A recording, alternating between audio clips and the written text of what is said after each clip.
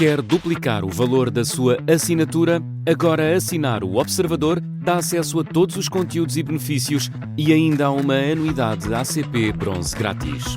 Terá vantagens que vão desde plano de saúde gratuito a descontos em combustível. Esta é uma assinatura que vale por duas. Assine hoje em observador.pt com 45% de desconto. O rei ia diariamente aos hospitais, os médicos já nem diziam nada, os médicos também errados, ele sentava-se, isso é incrível, ajoelhava-se ao lado dos doentes, dava remédios, dava de comer quando eles não queriam, pedia-lhes, por favor, tenha esperança. Uma coisa inacreditável. Aliás, é um fenómeno, como é que ele não apanhou nada.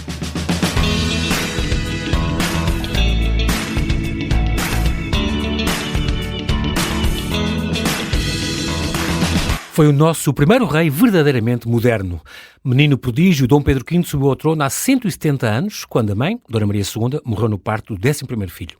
Muito culto, visionário, de uma ética irrepreensível, muito bonito, mas pouco fotogénico, foi adorado pelo povo.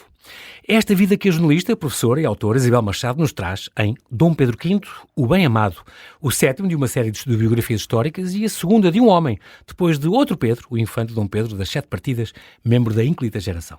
Que homem foi este? Pedro V, de olhar reformador, que nos traz Isabel Machado, a quem já chamaram uma exímia contadora de história. Olá Isabel, e bem-ajas por ter aceitado este meu convite. Bem-vinda à Rádio Observador mais uma vez. É bom ter-te aqui de volta. Olá João Paulo, eu aqui agradeço, é muito bom estar aqui. Embora o romance histórico seja ficção, tu gostas de respeitar a história, estas são palavras tuas, gosto de respeitar a história e sou muito minuciosa com isso. Porque este interesse que tu tens pelo romance histórico que vem do teu pai e vem do Carlos Pissarra. Porquê? Quem é o Carlos Pissarra? Um colega teu. Sim, o interesse pela história vem do meu pai e, efetivamente, desde pequeninos sempre ouvimos falar de história com uma paixão incrível e tão bom isso. Gostamos muito de história desde sempre. O Carlos Pissarra é outra coisa, é um colega meu de faculdade que, a determinada altura, trabalhava com a esfera dos livros editora. E procurava pessoas que pudessem, enfim, casar projetos de romance histórico e lembrou-se de mim. E de facto, amigos, teve muita tradição, a esfera dos livros, exatamente, nessa área. Exatamente. Isto foi já em 2010 e eu disse logo que sim, fiquei feliz da vida porque juntava a literatura e a história, são duas paixões que eu tenho. Estes teus primeiros, a Isabel I de Inglaterra e o Médico Português, a Vitória de Inglaterra, a Constança, ainda são da esfera dos livros? Sim, até a Rainha Santa são da esfera dos livros, mas já foram reeditados todos, exceto a Rainha Santa. Tá bem. Todos reeditados pelo manuscrito. E depois, Infante Dom Pedro Luísa de Gusmão e Dom Pedro V já são da manuscrito. Está bem, que são essencial do grupo Presença. Muito bem. São 570 páginas, tu aqui tens esta vida minuciosamente contada, com uma parte central com as fotografias. Eu gosto sempre de ver isso e não perdeste essa obrigatoriedade por as caras dessas pessoas, destes protagonistas dessa história. E é engraçado porque tu fazes sempre, Isabel, escolhes sempre, foi Infante Dom Pedro, foi a Constança, a princesa traída por Pedro e Inês, depois sempre umas figuras um bocadinho às vezes esquecidas ou maltratadas da nossa história. Fazes questão, uma espécie de cruzada tua, vamos reabilitar. Com alguns foi, Dom Pedro V não, e já falo, o Infante Dom Pedro claramente e Constança claramente. Achei que era muito interessante ver o outro lado, Constança então, sobretudo, porque ninguém sabia praticamente quem é Constança. Das 7 partidas, o Dom Pedro o Dom Pedro tem grandes admiradores, mas não é uma pessoa que seja dada na história. Sim. Dom Pedro V é diferente, é uma paixão muito antiga, já há bastantes anos minha, mas 14 anos, tu há 14 anos que sonhavas com este livro? Sim, sonhava, porque foi quando eu fiz a pesquisa, foi de 2012, portanto quase 14 anos. 13 anos, sim. Quando fiz a pesquisa para o romance da Rainha Vitória, que também foi reeditado pelo manuscrito no ano passado, e descobri esta figura extraordinária, ele e o Príncipe Alberto. E tinha lá cartas, em Inglaterra, assim, tem cartas com certeza muitas. Sim, muitas. Porque eles escreviam-se muito. Que era a Rainha Vitória com a mãe, Dona Maria II, com a mãe de Dom Pedro. Depois Dom Pedro V, também a Rainha Vitória, mas sobretudo com o Príncipe Alberto. É engraçado que era o mentor dele, era um segundo pai. Era um segundo pai mesmo. E é giro porque ele trata o portu. O Príncipe Alberto trata o portu, porque eles escreviam-se ou em alemão ou em francês. E ambas as línguas têm o tu. E com a Rainha Vitória ele escrevia-se em francês, mas escrevia de vez em quando a Rainha Vitória. Agora com o Príncipe Alberto era uma figura... Era o substituto do pai. Porque não estava muito, já vais falar disso, não estava muito do pai. Com o pai, que não era fácil aquela relação, aliás, nem com a mãe, mas com o pai especialmente não era fácil e nunca foi, até à morte quase do pai, não é? E portanto tu falas nisso, mas de facto e tu chamas de romance histórico, porque não uma biografia romanceada, por exemplo, são coisas diferentes? Não. a biografia romanceada, a diferença é que é a biografia centrada numa figura. Sim. Mas é romance histórico na mesma. Sim, claro. Mas eu acho que o nome genérico as pessoas reconhecem mais vendo romance histórico do que vendo biografia romanceada. Quando as figuras históricas se tornam personagens e tu respeitas muitas coisas, os factos, isso é muito importante. Tento, João Eu Paulo. gosto muito disso, porque é uma maneira de chegar às pessoas, ao público em geral. Eu tento mesmo e é muito difícil, porque eu digo sempre isto, os historiadores, e eles próprios também reconhecem, não dizem todos a mesma coisa. Sim. As fontes não dizem todas a mesma Exatamente. coisa. Às vezes, depois de escrever o livro, vamos descobrir coisas que... Agora, isto é ficção. Deve ser baseado no romance histórico, é sempre importante dizer isto. E é importante também dizer que o objetivo do romance histórico não é ensinar história, porque eu acho que aí parece que estamos a secundarizar a história. Exatamente, não. A academia. Mas não. A academia. Mas é um complemento. História, aprende-se história com história. Agora, o grande objetivo do romance histórico é aproximar as pessoas da história, que é uma coisa diferente. Sim. Cria esse interesse, e as pessoas de facto têm muito interesse porque veem as figuras históricas humanizadas e estão e leem como se estivessem lá, naquele momento. Isso é a grande lembro-me riqueza do nosso grande comunicador de história, que era o Hermano Saraiva, o José Hermano Saraiva, que também era formado em Direito, não era também historiador nem nada, mas que pôs as pessoas a ler história, a ir aos sítios, ir ao Castelo de Guimarães. A paixão. Apesar de também haver pessoas Diz isso que é muito engraçado. Eu gosto de combinar o rigor histórico com a emoção literária. Sim, é verdade. Tem de ser, mas ficção é emoção. Era muito criticado, diziam que ele inventava tudo e que não é verdade. Era muito criticado, mas lá está. Agora, é tentar fazer as duas coisas. Exatamente. Mas a ficção é emoção. Exatamente. Qualquer ficção, histórica ou não. Sabes que uma vez entrevistei o José Hermano Saraiva, em casa dele, em Palmela, e lembro-me de perguntar isso. Professor, há aqui coisas que o professor tem que inventar. Não diga que estava aqui... Claro que sim. O professor, a dona Teresa, mãe do Afonso, não estava aqui sentada, como está a mostrar, a falar com o filho. Não estava, e o filho mandou e amoou e foi-se embora. Não, isso é impossível. Tem que ser aqui. E ele disse assim, João Paulo, dizia-me ele, estes factos aconteceram, e se sabe, há documentos históricos que falam que houve este altercar. E eu sei que este diálogo se passou mais ou menos assim e teve estas consequências e foi mais ou menos aqui. Agora, eu de facto imagino o sítio, homem pode ser aqui, mas pode não ser exatamente aqui. Agora, os portugueses gostam muito quando lêem estas coisas de ir aos sítios e tocar nas pedras. E depois eu tenho que situar a coisa, é muito engraçado. Eu gosto de situar as coisas, porque pode ter sido ali, ou muito provavelmente foi ali, mas porque as pessoas gostam do sítio e vão ver. Isso é giro. Olha, a razão é muito boa. O Infante Dom Pedro, eu resolvi escrever sobre ele por causa do passo dele abandonado em Tentugal, perto de Coimbra, que está ao abandono, e que é uma metáfora para a vida dele, uma tristeza, mas agora acho que está a ser recuperado. E nem queres saber a quantidade de pessoas, porque aquele passo torna-se quase uma personagem no livro, porque é muito intensa a ligação dele a Tentugal e parte daquela zona para vir para Alfarrobeira, portanto aquilo é tudo bastante sentido. Onde depois morreu? Onde morreu. E a quantidade de pessoas que foram, mesmo não se podendo lá ir, porque é preciso atravessar umas matas, porque ele não está aberto ao público. A quantidade de gente que lá tem ido. Portanto, o que estás a dizer do professor Hermano Saraiva, isso mas isso cabe ao romance, claro. Porque, imagina, todos os diálogos... Não te queres substituir aos historiadores e à academia, obviamente que não. Mas as pessoas aderem a isto e gostam. Mas para humanizares e para situares, não faz ideia onde é que estava, em que momento estava, que ele estava a fazer o Dom Pedro V, quando recebe... Não, portanto, todo esse contexto tem de ser dado pela ficção. Claro que sim. E se fores perguntar, talvez 90% do livro seja ficção, deste e de qualquer romance histórico. E depois... narrado a duas vozes, porquê? Porquê que tiveste esta ideia de narrar isto? É mais ou menos narrado a duas vozes, sim, porque a Dona Estefânia tem de tal maneira, portanto é o Dom Pedro V, apesar de não haver nenhum narrador de primeira pessoa neste livro, é um narrador de terceira pessoa, mas são aquelas naturalmente o Dom Pedro V é o protagonista, mas resolvi. Ela foi tão importante porque na vida dele. Porque as cartas dela, até não sei o que, é muito curioso. Não, e desde as primeiras páginas começo logo a acompanhá-la em Düsseldorf. Exatamente. Porque eu acho que Düsseldorf... onde tu foste, por causa, exatamente para pesquisar isto. Porque Düsseldorf eu acho que foi uma cidade chave no desenvolvimento de Dona Estefânia. Porque era uma cidade pioneira. Era muito avançada para o seu tempo. Muito avançada. No cuidado com os doentes, nos hospitais, nas escolas. De tal maneira que Florence Nightingale, antes de Dona Estefânia, uns anos antes, ainda não era conhecida, mas estuda lá. Portanto, no cuidado dos doentes, era pioneira na educação das mulheres. Exatamente. Portanto, há ali as freiras ursulinas, que até depois vai haver alguns problemas. Aliás, eu acho que é o único problema, tirando depois a consumação ou não do casamento. Mas eles tiveram... um grande desaguisado, houve uma confusão muito grande à conta das Irmãs da Caridade, porque ela vinha com essa ideia das freiras urselinas. As freiras que vieram não eram políticas, naturalmente. Sim. Mas o governo Portugal, já tinha sido a extinção do Mata Frade, já tinha dado cabo das ordens. Exatamente. E, portanto, já era um assunto ela tinha dificuldade de grande clivagem. Sim. Ela achava as freiras são umas santas, e o Dom Pedro V foi muito hábil e teve que se manter neutro, e era muito mais firme do que ela dizer, o rei não pode meter-se nisto. Mas pronto, eu fui a Düsseldorf, e é extraordinário, porque ela viveu, já agora só para dizer, ela viveu em Düsseldorf nos anos imediatamente antes de vir para Portugal. Portanto... Já o pai tinha dado, já era de Prússia, tinha dado o Principado, não sei o quê, ou o irmão, ou o que é que foi, e ele depois tinha ficado, e depois comprou casa o castelo lá em Düsseldorf e ficou lá. Sim, essa casa pode ser visitada. Hoje é o Museu Goethe, mas na altura a casa tinha umas alas laterais lindíssimas, mas depois foram destruídas pelos bombardeamentos e foi reconstruído, mas está lá a casa.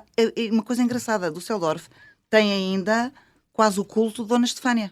Que engraçado, não sabia. É muito, muito gostada lá ainda. E portanto foi interessantíssimo andar por ali. E porquê que o escolheste ao Dom Pedro V? Eu acho que uma coisa que tu às tantas falaste foi da complexidade do seu caráter e que te seduziu muito a inteligência e a cultura prodigiosas, desde que foi um sobredotado, era um menino prodígio na altura dele, não era? Olha, João Paulo, eu podia fazer uma lista interminável. Eu apaixonei-me por esta figura em 2012, quando estava a fazer... Foi muito polémico também, sempre. Os historiadores sempre agarraram com muita polémica o Dom Pedro V, porque um feitio terrível, não sei o quê. Mas e depois teve tão pouco tempo. Eu já vou falar, teve muito pouco tempo, mas nenhuma pessoa prodígio, nenhum sobredotado como ele é de fácil convívio social. Sim. Se nós formos pensar bem, não é possível. Não são sociais, é verdade. Não são sociais, é normal isto. Mas há outros motivos, não é? Também a sua educação e tudo isso. Pronto, mas vamos ver porque é que eu me encantei absolutamente com esta figura. A inteligência prodigiosa. De tal maneira que no romance da Rainha Vitória, ele era para ser uma figura secundária, e foi, porque ele viveu muito pouco tempo num reinado de 64 anos, mas é uma figura que deu um destaque enorme, porque pus-me a ler biografias, as cartas, como se fosse... Claro que agora tive ainda de ler mais coisas. A Rainha Vitória adorava, e o marido e o Alberto adoravam. Príncipe Alberto, temos de falar nisso, o segundo pai. Claro que sim, o mentor inteligência prodigiosa, cultura prodigiosa, visão, uma modernidade extraordinária. Visionário, completamente. Na educação. E depois, aliado o seu coração, é importante, muito importante falar no seu coração, uma humanidade extraordinária. É incrível. Houve a febre tifoide, houve aquelas epidemias. As epidemias. Toda a gente a fugir, fugiam de um paciente, iriam para o sítio. E além de fugirem, a nobreza fugia logo, não é? Logo, ele ia aos doentes, ao povo e às camas. A suplicarem de joelhos, porque o rei era cólera. Claro. Assim que subiu ao trono, um ano depois, e 2 anos depois, febre amarela. Estamos em 1850 e tais, 50 e tais, 58. E aquilo até 58, ele só voltou em 55. Pediam para ele sair. Milhares de pessoas, as pessoas morriam. Como é óbvio, não havia cura. O pânico instalava-se. Isso é que o povo adorava também. Ele fazia questão de estar com as pessoas. E as pessoas suplicarem, por favor, não vá. Ele dizia... Os conselheiros, claro. Eu sou um soldado. O rei, quem tem medo não merece reinar. Exatamente. Ele dizia, além disso, ao exemplo e ao carinho.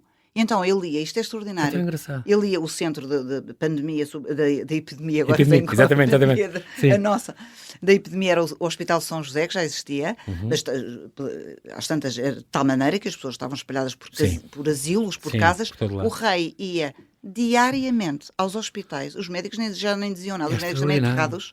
Ele sentava-se, isso é incrível, ajoelhava-se ao lado dos doentes, dava remédios, dava de comer quando eles não queriam, pedia-lhes, por favor, tenha esperança. Uma coisa inacreditável. Aliás, é um fenómeno, como é que ele não apanhou nada. Mas espera, ele não fazia só isto. Então. Ele fazia o pânico, e nós tivemos uma pandemia, sabemos o que é o pânico. Sim. Imagina no século XIX, sem saber de nada, só sabia que as pessoas morriam assim, ao lado. E ele pegava no cavalo, e ele ia, no fundo, ajudar as autoridades, ajudar a acalmar as pessoas para o meio da rua. E depois ia aos enterros. Para conter o pânico, o governo decretou que os enterros só podiam ser à noite, para ser mais às escondidas, para as pessoas não terem noção dos milhares que morreram. Acalmar a população. Exatamente, portanto, sempre houve ele ia aos enterros também? Ele ia aos enterros, ficava a ver deitar a terra com o povo, nós estamos a falar junto das pessoas mais destituídas. Portanto, um enorme coração. Isso é muito giro, porque isso é muito raro, e ele de facto tinha esse carinho e essa atenção. Ele sentia-se um escravo, 20% isso é que é engraçado. Ao serviço do reino, não é? Que ele estava sempre. 20% do salário deu logo desde o primeiro dia. Isso depois, é muito giro, para o Tesouro Real. do rei. O seu salário, depois, um quinto dava para ajudar o tesouro do que fosse preciso para construir. Fora tudo que ele pagou do seu bolso. Que era as faculdades de letras, o Observatório da Ajuda, tudo o que ele fez, os asilos, o Hospital de Estefânia, que era o grande sonho da Dona Estefânia, e ele precisou de ajuda, e aí teve que ser até o pai da Dona Estefânia, o próprio Estado teve de pagar. Aliás, o único concebido pela própria Florence Nightingale, o único concebido de raiz pela própria, muito moderna no seu tempo. Isso é outra coisa engraçada. E já agora quero contar uma história da Florence Nightingale, porque o Dom Pedro V, assim que morre Dona Estefânia, ela falava nisto. Porquê? Porque em Düsseldorf, precisamente, as crianças não estavam misturadas com os adultos. Okay. E quando ela vai ao Hospital de São José, que ela queria muito conhecer, porque tinha ouvido, aliás, ela escreve-lhe uma carta, ainda são noivos, mas ela ouve estas descrições do que o rei de Portugal faz e não quer acreditar. Escreve-lhe uma carta a dizer isto. Eu só gostava de ter aí ao vosso lado a ajudar-vos, porque ela também era muito caridosa. Sim.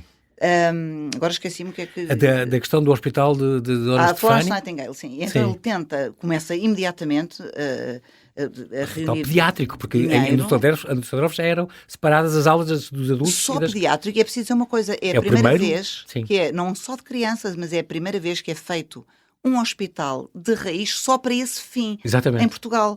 Porque todos os hospitais estavam em conventos, em asilos, portanto é a primeira vez, e sobretudo para crianças. Com casas de banho, com balneários, águas quentes e frias, com capela, planta em cruz, as janelas grandes para circular o ar, já com novas ideias.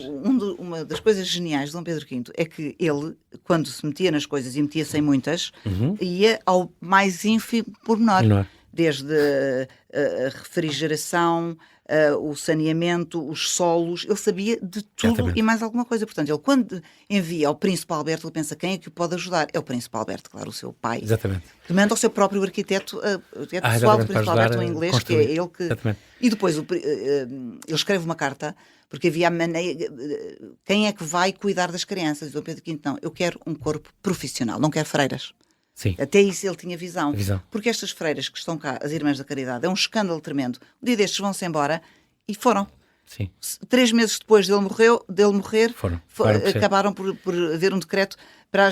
Portanto, ele quero... E ele já tinha ouvido falar da Florence Nightingale por causa da Crimeia e pede... E a Florence Nightingale, eu acho isto uma coisa engraçadíssima, eu contei aí, tinha um lado, estas figuras muito... celebradas pela bondade, às vezes tem um lado mais negro, não é? E ela era extremamente arrogante. E quando recebe, ele pede ao tio, e o tio vai, com a Rainha Vitória, contactar Florence Nightingale, que aliás até foi condecorada pela Rainha Vitória por causa da Crimeia. E ela, o Dom Pedro tinha uma coisa muito engraçada, dizia tudo o que pensava. Era completamente genuíno. Mas não dizia de uma forma, eu acho que ele não tinha filtro. Sim. Mas não falava de uma forma agressiva nem nada, era bastante sereno, mas dizia tudo, que às vezes era um embaraço, não é? E então a Florence Nightingale diz, não percebe qual é o objetivo do hospital, quando aquilo... Sim. E o Dom Pedro V, furioso, mandou uma carta ao tio e disse, querido teu, diga à senhora que o hospital não se destina nem a pessoas nem a cães. Incrível, é uma coisa incrível. E claro que ele depois apresenta-lhe o plano do rei, que fez uma comissão, e ela rendeu-se, porque claro, extraordinário. Incrível. Isabel Machado, temos que fazer aqui um brevíssimo intervalo, já voltamos à conversa, até já.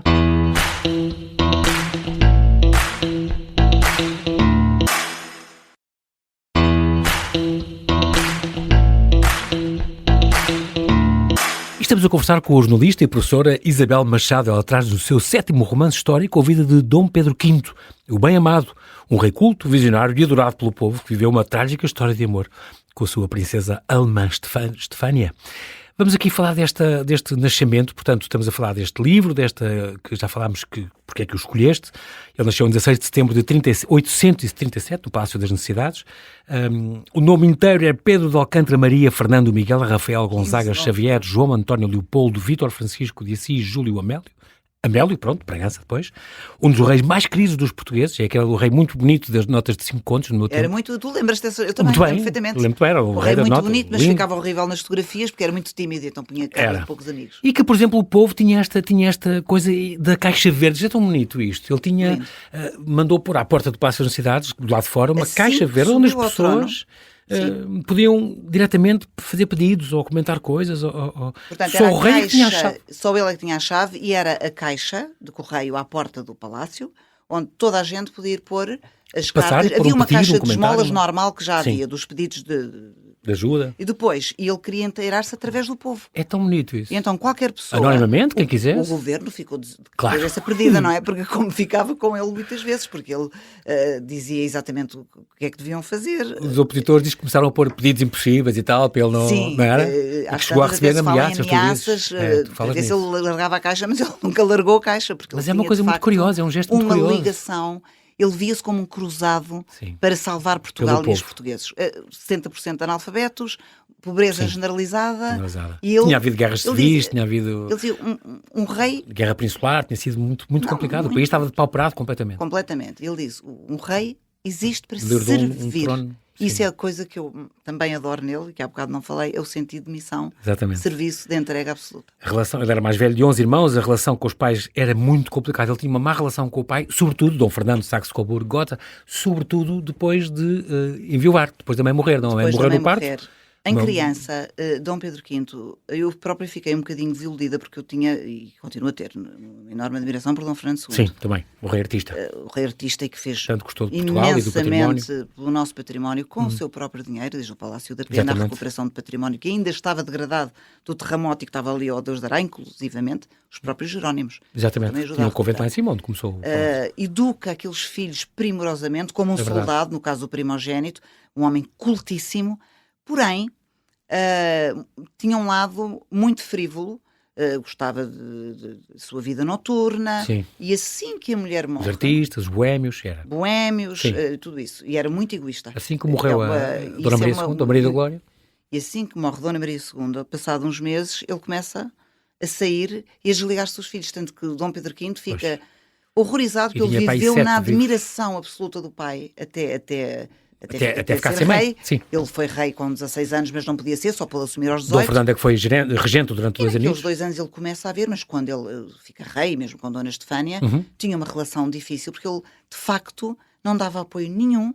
Ele teve um reinado miserável. Tudo aconteceu naquele primeiro ano de reinado de Dom Pedro V. Sim. Desde cheias, fome generalizada, crise política, as pessoas na rua. Pois, e mais isso, eram muito corruptos, ele tinha e contra as elites. Corrupção, aquilo era uma coisa terrível. E o pai avala para Marrocos, vai fazer a viagem do romântico, não é? Que diz, mas quer lá saber disto, estou farto deste cansado, e o filho a precisar dele, e por isso também se vira para o Príncipe Alberto. Portanto, há um lado frívolo, e desligado mesmo Dom Fernando, e que se vê, por exemplo, quando os 3 filhos morrem, morre Dom Pedro V e morrem dois outros irmãos. Todos, ele em 2 meses perde aquela 3 água estragada filhos. E morreram. Exatamente. O Dom Fernando perde 3 filhos em 2 meses. Com 20 anos, 24, o outro, 22. É impressionante. Tinha 24. Os outros eram mais novos. 3 filhos morreram porque comeram uma água contaminada, era uma poça. É impressionante. Imagina isto. Sim, tremendo. João Paulo. E ele... O Dom Fernando está sempre a escrever aos familiares, como era normal do século XIX, e uma das cartas, aquilo até arrepia, eu vi numa biografia de Dom Fernando, em que ele, Maria Antónia Costa, já agora, e que ele, excelente biografia, que fala muito da pessoa, porque ele não gostava de ser político, aquilo para ele era uma maçada, ele queria uma borboleta social, era muito simpático, de facto, o Dom Fernando. Mas o que é que ele escreve na carta? E ele escreve, está a falar, a desgraça, a morte dos filhos, independente com desgosto, e a seguir, no 3º ou no 4º parágrafo, está a falar de uma leviandade qualquer, com uma leveza, até isto é chocante. Portanto, ele não sofria, não apoiava aqueles filhos. Eu também aprendi com o teu livro que a própria mãe dele, Dona Maria da Glória, Dona Maria II, não era uma boa educadora, mas ela é conhecida, o nome dela é educadora. É educadora, mas este é aqueles mitos também que ficam na história. Eu acho que ela ficou como educadora, de facto, aqueles filhos são primorosamente educados. Sim. Mas quem planeia toda aquela educação é Dom Fernando II, não é Dona Maria II, que tinha uma educação formal eu sempre ouvi dizer que ela era muito... estava próximo dos filhos, quer dizer, e quando as rainhas eram preceptoras e aias. Exatamente. Não é? Essa parte, mas ela quis ficar mais perto dos filhos. Ela tinha um lado afetivo, ela parecia como se fosse uma mãe burguesa. Sim. Nada a ver com o normal da realeza, que eram educados por amas e elas não ligavam nenhuma. E eles não. Mestres. Eles tinham uma vida familiar à noite, arranjavam teatrinhos, faziam ações com os filhos. Dona Maria II ia bordar para o Jardim da Estrela ou para o Jardim Público, que é a Avenida da Liberdade, mais ou menos aquele espaço. Passeio público. Portanto, o povo via isso e gostava imenso de ver a rainha. A nobreza não achava bem. Eram uns poucos. Mas o povo... Aí uns 7, de repente, os sobreviveram. Sim, porque ela depois teve 3 e morre no 14º, 11º. Exatamente. Portanto, Dona Maria II fica como a educadora, o que dá a ideia que a educação... Mas ela própria não tinha uma grande educação. Não, portanto, não tinha. As cartas dela para a Rainha Vitória, por exemplo... Cheias de erros. Sem pontuação, aquilo tudo seguido. Mas gostavam-se muito, eram muito amigas. Era um bocadinho agressiva a falar e um bocado mal educada até. Ela veio do Brasil aos 15 anos. Ela tem uma vida... há que ter uma admiração extraordinária por Dona Maria II, uma mulher com uma coragem extraordinária sempre teve. Vem com 15 anos, depois de uma vida já complicada, perde a mãe muito cedo, a vida de Dom Pedro IV, primeiro imperador, o pai dela é o que se sabe. Ela anda exilada pela Europa... E vem aqui com 15 anos, nunca tinha vindo a Portugal, portanto é uma mulher com uma coragem incrível. Com 15 anos e com sotaque brasileiro. Ele tinha um feitio complicado, possessivo, bicho do mato. A própria mãe, Dona Maria II, achava-o atormentado e pedante. São palavras dela. Isto é impressionante. O pedante, ela disse isso uma vez, atormentado sim, eu acho que ele era um angustiado. Ele é o próprio dizer. A Dona Amélia Beauharnais, Leuchtenberg, falava que ele era... A avó. Essa é uma pessoa complicada. Que é a melhor pessoa, também diz, a pessoa de melhor coração neste mundo. E quando ela perde a única filha, também Princesa Amélia, que é a segunda mulher do avô de Dom Pedro IV, que era a avó, eles chamavam avó, apesar de ser por afinidade. E quando morre a filha, ela diz, a pessoa que mais amor me deu e me apoiou foi o Dom Pedro. Aliás, ela era madrinha dele e dizia, o melhor coração do mundo. Agora é um bicho do mato. Pois. É um bicho do mato, sim. O Príncipe Alberto completamente substituiu o pai, a Rainha Vitória e o Príncipe Alberto, marido, aliás, primo direito do Dom Fernando de Saxe-Coburgo, adoravam o Dom Pedro e achavam-no um querido. Há muitas cartas de Dom Pedro V ao Príncipe Alberto. O rei mais brilhante da Europa. E não eram os únicos a dizer isso. E, aliás, foi o Príncipe Alberto que lhe escolheu a Dona Estefânia. Fez uma pesquisa. Foi o Príncipe O pai Alberto. também nunca perdoou isso. O Dom Fernando II não gostava muito desse casamento. Achava que era cedo, que ele era imaturo. Não gostava, por várias razões. Não era só por isso, porque o Dom Fernando quis casá-lo antes. Com uma da sua escolha. Não.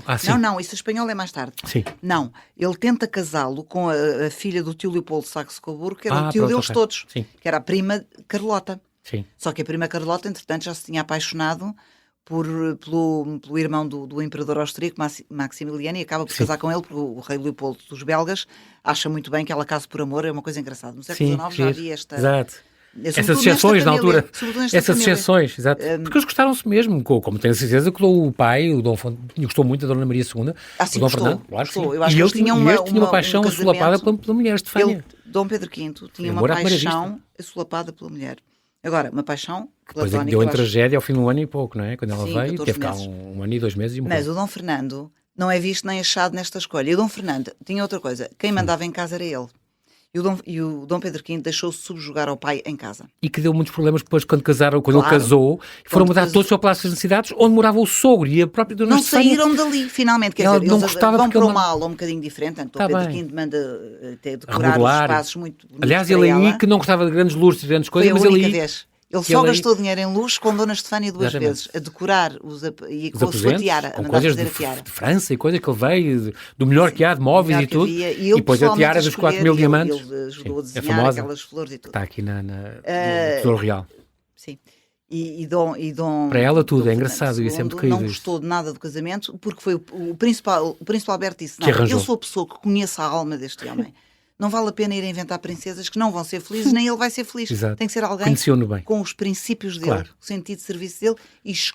Ele conhecia muito bem as árvores genealógicas da Europa toda, conhecia a princesa católica, claro, e vai descobrir, e depois é a Rainha Vitória, que pede informações, mas isto é de tal maneira, ele era de tal maneira ligado àquele tio e tão tímido. Sabes quem é que pede em casamento Dona Estefânia ao pai de Dona Estefânia? Não. É o Príncipe Alberto. Ok. Porque ele nunca mais, ele dizia que sim, mas depois nunca mais dava o passo, o pai não ajudava, nem queria saber disso. Nem queria ouvir falar desse casamento com a Dona Estefânia. E depois foi por procuração, casamento e tal. Porque achava também que ela era de uma estirpe um bocadinho abaixo de alguns lados da família, ligada aos Napoleões. Sim. Napoleão Bonaparte. E ela era. E tinha esse lado. Sim, ela era bisneta, entre aspas, de Napoleão, não é? Outros lados da família, ela ter. Porque ela era neta de Stéphanie Beauharnais. Sim. O Dom Fernando II também um bocadinho pedante. Em relação ao pedante, há bocado que disseste. Sim. Que a Dona Maria II dizia, porque o Dom Pedro V, desde pequenino, falava 3 línguas aos 2 anos. É incrível. 3 línguas aos 3 anos. E corrigia os pais. 6, e corrigia a mãe. Ai. E por isso é que a mãe dizia, o menino saiu um pedante. Ou exato. Assim. Depois ele falava aos 12 anos o que é, já falava latim e grego, grego, alemão. Francês, português e alemão eram bilíngues, depois o francês aprendiam eram as línguas de casa dos pais. Eram línguas de casa. O francês era a língua que eles aprendiam, que era a língua da diplomacia, exatamente. Só que ele dominava e da realeza, as cartas dele em alemão e francês. E sabia um bocado de inglês, não sabia muito, na altura não era o que era hoje. Era a língua que ele falava menos, mas em Londres faz um discurso ao Lord Mayor em inglês, portanto ele também falava. Tinha que ter as suas luzes. Mas com os tios falava sempre ou em alemão, com a Rainha Vitória sempre em francês. Muito bem, ele tem, após das línguas falámos disso, ao serviço do reino. Com 18 anos ele então subiu ao trono, era um adolescente muito interessado, uma criança prodígio completamente, os livros para ele eram os seus maiores amigos, e é curioso, tu falas aqui, quando ele atinge a maioridade e é aclamado rei, o bem-amado, ou esperançoso, também chamavam isso, era um homem lindo, mas ficava péssimo nas fotos, por ser tímido. A mãe, a Dona Estefânia, escreve à mãe dela a dizer, mãe, mas ele está sempre, temos que tirar imensas fotos para ele ficar, para haver uma que ele... Porque ela achava-o lindo, aliás, quando ele era mesmo muito bonito, mas há fotografias dele, horrível, a timidez, sério. cara de poucos amigos, cara fechada. E a Dona Estefânia mandava as fotografias e dizia à mãe, mãe, por favor, ele é mesmo lindo, não acredito, mas fica sempre tão mal. E é engraçado porque ao mesmo tempo o povo cá, também aprendi contigo, achava que ela não era muito bonita e ficaram espantados quando ela veio e veio de barco até aqui ao Terreiro de Paço, imagino que tenha sido. Uma festa, uma coisa e acharam de facto, afinal é muito mais bonito do que a gente pensava. Não sei porque havia esta ideia. E ela, apesar de ser uma princesa alemã e era católica, que não era vulgar. Pronto, exatamente. Mas tinha que ser, para casar com ele tinha que ser. Sim. Mas eu acho que entre a nobreza, é preciso ver uma coisa, o Dom Fernando não gostou deste casamento e dizia mal dele e os políticos também. Ele até sabe, Dom Pedro V, mais tarde, já depois da morte da mulher, que Fontes Pereira de Melo dizia pessimamente dela. Portanto, havia pessoas que, porque o Dom Fernando era muito sociável e dava-se com aquela gente toda. E não se coibia de, provavelmente, dizer mal da Nora. Portanto, havia... naturalmente, algo... e depois ela não era uma beleza estonteante, mas tinha uns olhos lindíssimos, uma pele muito bonita e era uma enorme doçura, também tímida, ela era muito tímida. Era também, sim. Era, e já diziam isso, até desde a Prússia já diziam, ela era bastante tímida. Quando casam, eles têm 20 anos os dois. Ela era 2 meses mais velha que ele. Ela era assim, ela era de julho, ele era de setembro. E ela chega, as pessoas não têm noção disto, mas ela vai morrer no ano seguinte, é impressionante. Ele veio cheio de ilusões, os dois apaixonados, constava cá em Lisboa como disse que eram... quando se encontram no barco ainda, foi a primeira vista, é impressionante. Só ela poderia salvar da melancolia e angústia de reinar um país crucificado pela incompetência e pela corrupção. É uma coisa que, uma frase desta altura. Sim, ele diz, ele fica de tal maneira, ele tinha uma carência afetiva imensa. Sim. Porque foi educado com imensa dureza, depois também havia um tutor alemão, etc. E ele próprio diz, diz que não recebeu carinho, eu acho que ele recebeu algum carinho também, mas de facto, e depois juntava, quando é prodígio ainda exigem mais, não é? Claro. Toda a gente, aquilo não era uma criança, era um pequeno adulto, muito culto, sim. E portanto exigia-se mais, ele exigia de si próprio, e portanto isto tudo junto vai dar mau resultado. E Dona Estefânia, ele agarra-se a ela, quer estar constantemente com ela, abraçada a ela, que ela está nas reuniões em todo lado, de tal modo que ela fica um bocadinho...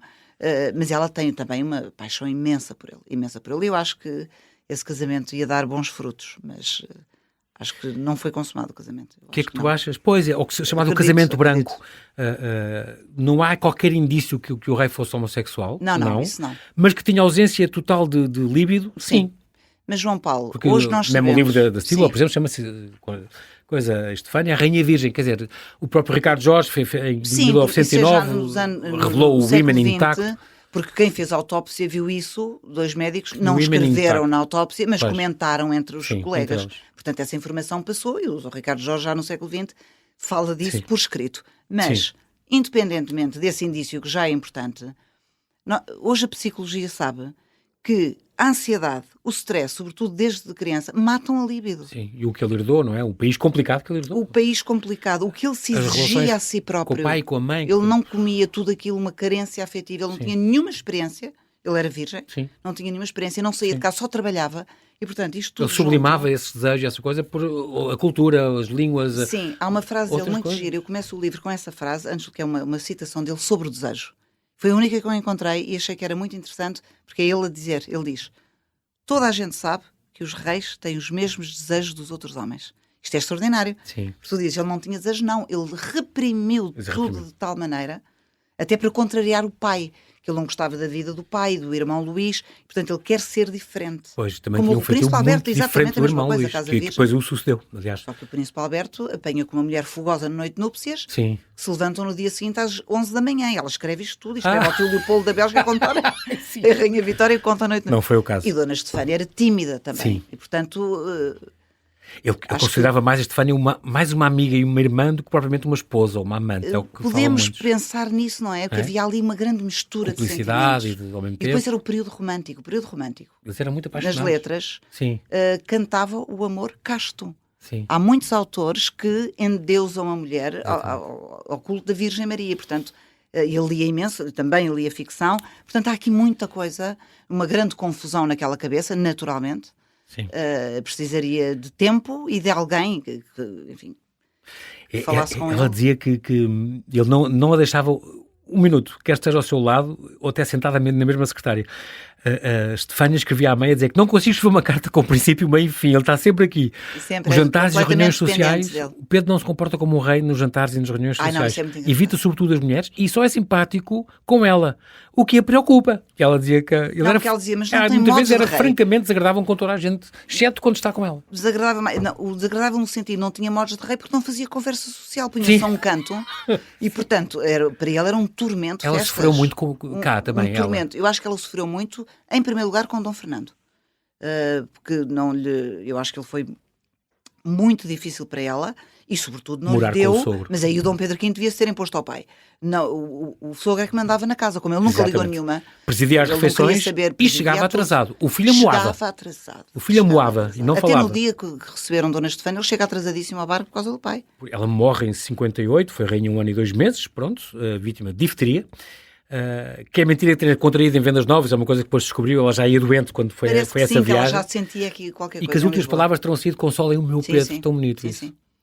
E ele fica um ano e tal desesperado. Ele nunca mais curou, não, ele tu falas nisso. 2 anos, nunca mais. Ele diz ao Príncipe Alberto, o meu coração está destroçado para sempre. Ele não recuperou já desse luto, dessa tragédia. Recuperou. Não, ele adorava aquela mulher. Adorava aquela mulher.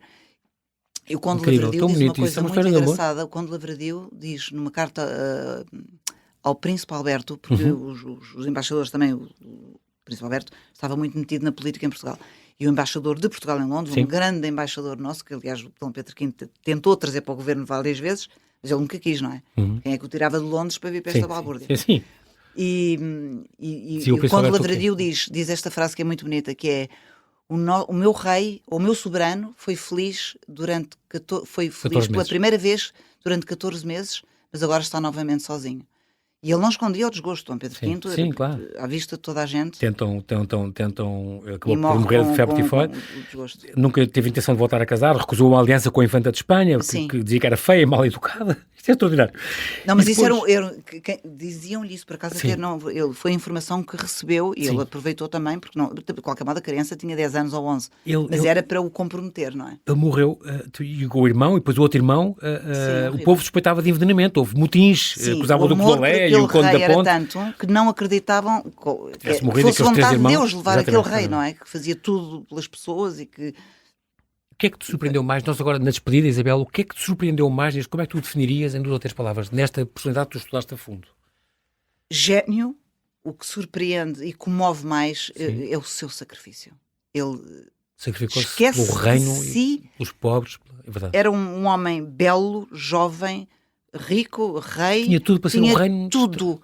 E ele não quis saber de nada para servir. Eu acho que isto eu não conheço outro caso. É incrível. Desta maneira. É um grande exemplo. Em Portugal não conheço outro e mesmo na Europa também não. É muito bom. Isso é um bom incentivo para ler isto. Diz-me que tens outro na mão. Ainda é cedo porque este está a sair agora. Mas diz-me que tens outro na mão e que vais pegar outra para voltares. Eu preciso também do meu tempo. Claro que sim. Depois é como dizer o outro. Ainda agora escrevi. Depois vão buscar. O filho também demora depois de vir, não se está a pensar logo no segundo. Muito bem, então Dom Pedro V, o Bem-Amado, é uma edição manuscrito, entregou a vida a um povo e o coração a uma só mulher, Dona Estefânia. Isabel Machado, é sempre um grande prazer falar contigo e quero muito que tu voltes com a próxima biografia. Cá estamos para te ouvir. Muito obrigado, bem-ajas. Obrigada, boa noite.